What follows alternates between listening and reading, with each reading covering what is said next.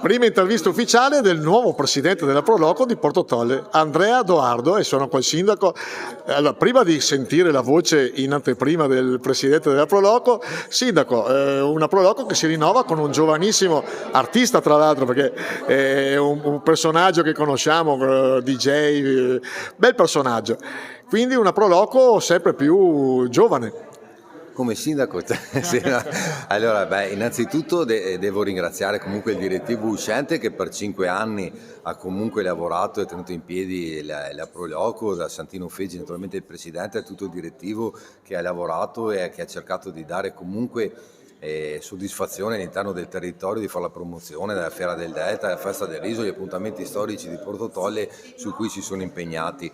Hanno avuto questo desiderio, rimangono naturalmente a collaborare, ma di fare questo passo indietro dopo 5 anni, anche per varie ragioni di età, di lavoro, eccetera, quindi dà la possibilità di rinnovarsi. La cosa positiva a cui ho partecipato ieri sera naturalmente all'assemblea della Proloco è aver visto tutti i nostri comitati Fiera, Sagra, paesani che sono praticamente entrati all'interno anche nel direttivo stesso ed hanno poi deciso su Andrea Doardo, un ragazzo che è giovane ma che ormai è già qualche anno che si impegna, come dicevi te prima, è un artista che si impegna comunque su vari ambiti, da quelli sociali a quello anche naturalmente della sua professione. Credo che sia anche una soddisfazione perché insomma la Proloco di Portotolle è sempre stato un ente molto importante sul territorio, ho sempre avuto presidenti che ce li ricordiamo ancora a distanza anche di qualche decennio, con delle manifestazioni che davvero importanti e anche di promozione del territorio. Quindi È una Proloco gloriosa, sicuramente ha fatto tantissime cose, come ha detto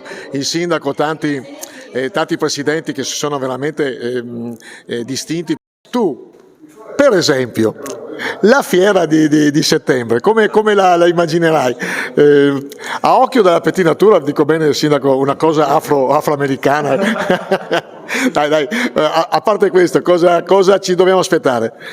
Allora, innanzitutto grazie al sindaco e grazie comunque anche alla stampa e soprattutto al direttivo che sta uscendo, e ad oggi non abbiamo ancora messo in moto il macchinario che poi porterà ad arrivare a quella che sarà la fiera. Quindi ad oggi non posso dirvi niente, svegliarvi niente. O non vuoi dire niente? Non si sa, non si sa.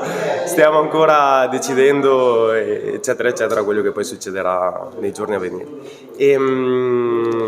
L'unica cosa che voglio dire è che comunque riprendo un po' il discorso che ha fatto Roberto, ossia quello che è una Proloco creata e fatta dai comitati.